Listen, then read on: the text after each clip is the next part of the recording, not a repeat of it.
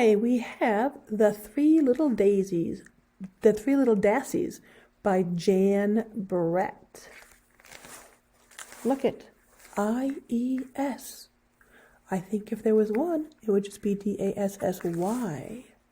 But because there's more than one, we had to change the Y to an I and add E-S.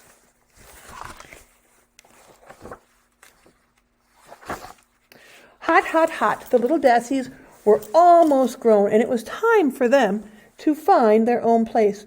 Mimby, Pimby, and Timby waved goodbye to Mama, Daddy, aunties, uncles, and all their cousins and set out for the distant mountain. "Come and visit us," they shouted. "A place cooler, a place less crowded, a place safe from big eagles."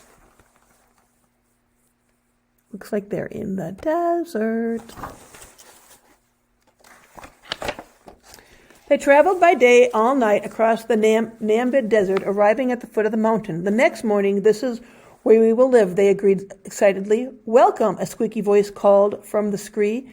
It came from a handsome, smiling Agama man. "No one has lived here for a long, long time. Just me and a family of eagles up on the mountain." "Eagles?" The three little Dassies shivered in the hot, hot sun.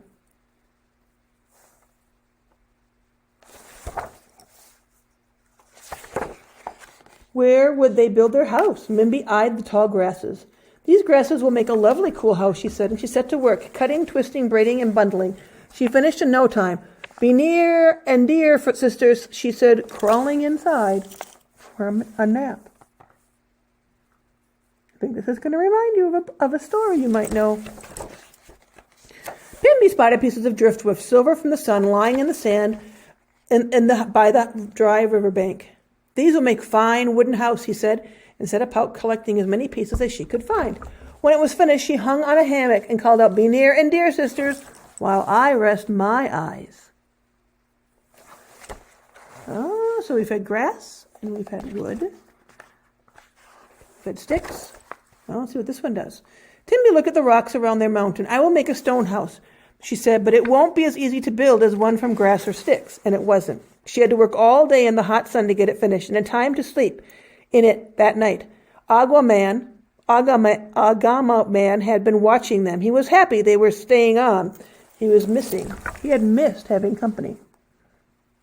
So we had grass, sticks, and now stones. The three little Dassies slept late in the morning. As the sun rose higher and higher in the sky, the big old eagle who lived on the mountain stretched his wings and flew down to look for a meal for his hungry chicks. Mimby woke up hungry and went outside suddenly. A long-winged shadow passed over her. "The eagle," she cried, and hurried back into her grass house. "I see you, Dassie," the eagle screeched and swooped. "Down, I'll flap and clap, and I'll blow your house in." And he squawked, beating the air with his wings until the grass roof sailed off. The eagle grabbed Bimby and lifted her up, up, up to his nest. But the eagle was greedy. No sooner had he dropped Mimby into the nest when he spotted Pimby in front of her stick house far below. Two Dassies would be double delicious, he thought, and down he went, feathers flying. Pimby looked up and saw him coming. She turned and ran back inside.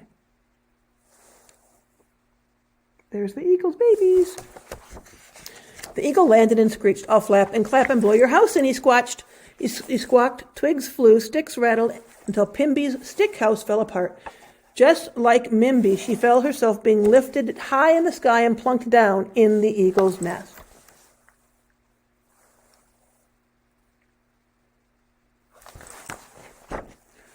Timby looked out to call her sisters to come for breakfast of tasty seed porridge, but instead of a grass house and a stick house, she saw a long shadow streaking across the rocks. "I see you, Dassie. Here I come."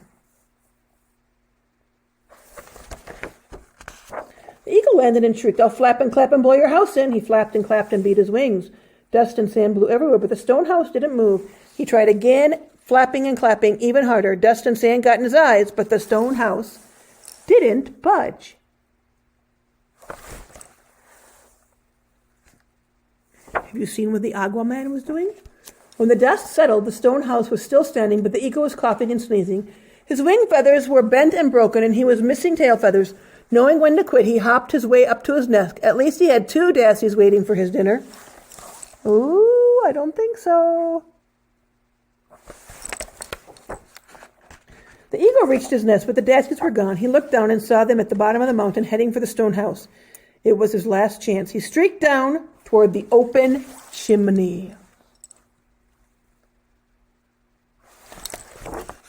Inside, the 3 sisters hugged each other. There's nothing like stone house when there are eagles abundant, they cried. Just then the eagle tumbled down the chimney. I'll flap and clap, and I'll... A hot blast from the fire hit him.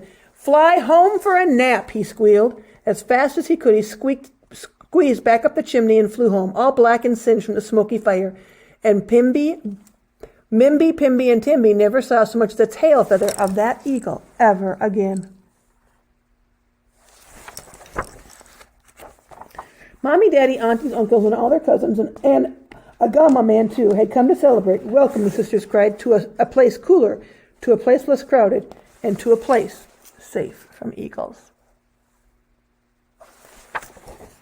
If you travel to Namibia today, you will see Dassies living in the stone houses with handsome Agama men looking out for them. As for the pesky eagles, they are easily spotted, for their feathers are as black as soot. I hope you enjoyed The 3 Little Dassies by Jan Brett. Have a good day.